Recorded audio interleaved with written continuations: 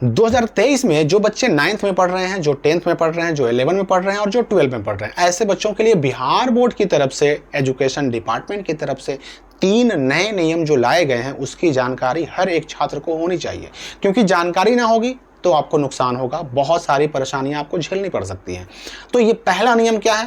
पहला नियम कि अब आपको अपना स्कूल, जहां आपने एडमिशन कराया जिस स्कूल में या जिस कॉलेज में, अब वहां क्लास करना पड़ेगा। अब वहां आपको 1 साल के अंदर, एक एकेडमिक ईयर के अंदर आपको 75% अटेंडेंस बनाना होगा।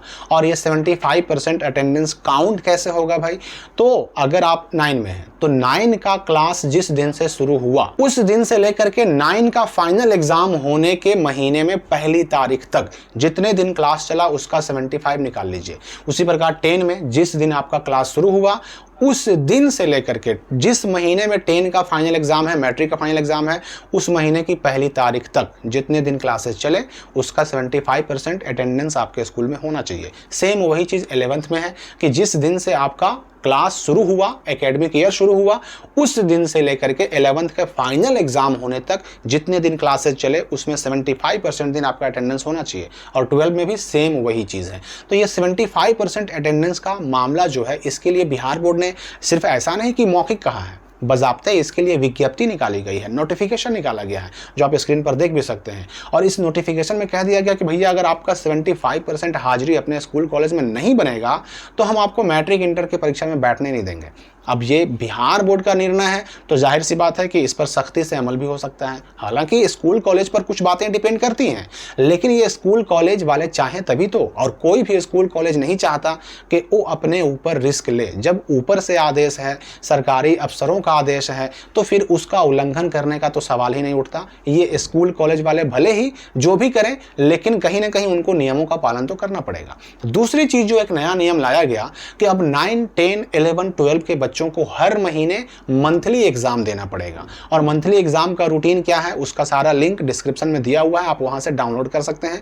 वो सितंबर के महीने से शुरू हो रहा है। सितंबर के महीने में 4 दिन 5 दिन होगा एग्जाम, फिर अक्टूबर में होगा, फिर नवंबर में होगा, फिर दिसंबर में होगा और फिर फाइनल एग्जाम होगा। तो ये हर महीने एग्जाम होगा। अब जो पहले 3 महीने 4 महीने पे होते थे, अब हर महीने होने वाला है। 9 का भी, 10 का भी, 11 का भी और 12 का भी। तो ये मंथली एग्जाम का नया सिस्टम लाया गया, इसको भी आप समझना है। अब यहाँ पर कुछ बच्चे थोड़े से डाउट में थे कि अगर हम ये मंथली एग्जाम ना दें या इसमें हम फेल हो जाए तो क्या होगा।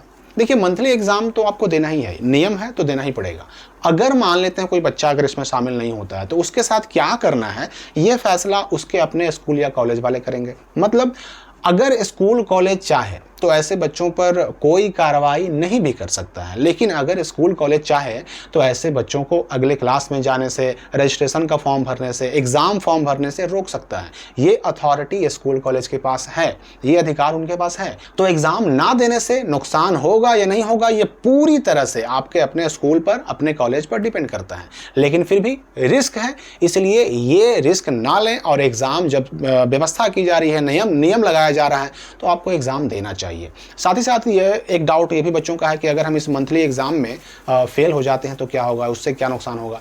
देखिए, ये एग्जाम किसी को फेल करने के लिए नहीं किया जा रहा है। ये एग्जाम लिया जा रहा है कि भाई बच्चों में जो शैक्षणिक सुधार हो रहा है उसका आकलन, उसका अंदाजा लगाया जाए। कौन सा बच्चा कमजोर है, कौन सा बच्चा इंटेलिजेंट है, कौन ठीक कर रहा है, कौन अच्छा नहीं कर रहा है, ये जानकारी के लिए, ताकि बच्चों के स्तर को, उनके लेवल को, उनके इंटेलिजेंसी को नापा जा सके और उसके हिसाब से उनको सुविधाएं दी जा सके।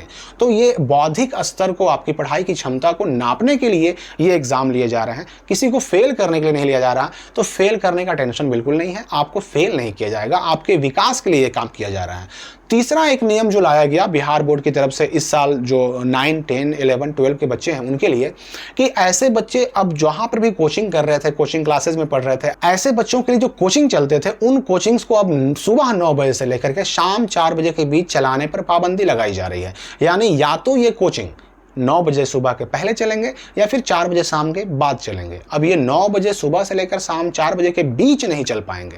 तो मतलब ये हुआ कि कोचिंग आप जहां भी क्लास करते थे उस टाइमिंग को चेंज किया जाएगा, या तो 9 से पहले या फिर 4 के बाद। ये इसलिए किया जा रहा है ताकि 9 से 4 के बीच बच्चे अपने अपने स्कूल या कॉलेज में जा सकें, वहां क्लासेस कर सकें। बाकी उनका कोचिंग है तो फिर 9 बजे के पहले कीजिए या फिर 4 बजे शाम के बाद कीजिए, लेकिन 9 से 4 के बीच स्कूल आवर के बीच में, स्कूल टाइमिंग के बीच में, कॉलेज टाइमिंग टाइमिंग के बीच में ये कोचिंग नहीं चलेंगे, इसका आदेश दे दिया गया है। और अगर कोई कोचिंग चलाता है तो उसके साथ रिस्क है कि उसके कोचिंग पर जुर्माना लग सकता है, उसका कोचिंग बंद हो सकता है। ये सारी चीज़ें नियम लगाई गई हैं, तो इनका सीधा प्रभाव आप पर पड़ने वाला है, आपकी पढ़ाई पर पड़ने वाला है। तो इन सारी बातों की जानकारी के लिए अलग से वीडियो के डिस्क्रिप्शन में कमेंट में लिंक भी डाला हुआ है, वहां से आपको सब कुछ मिल जाएगा, रूटीन वगैरह डाउनलोड कर सकते हैं। अगर कोई डाउट आपका बच जाता है तो कमेंट में पूछ सकते हैं। मिलते हैं हम अगली वीडियो में एक नई जानकारी के साथ।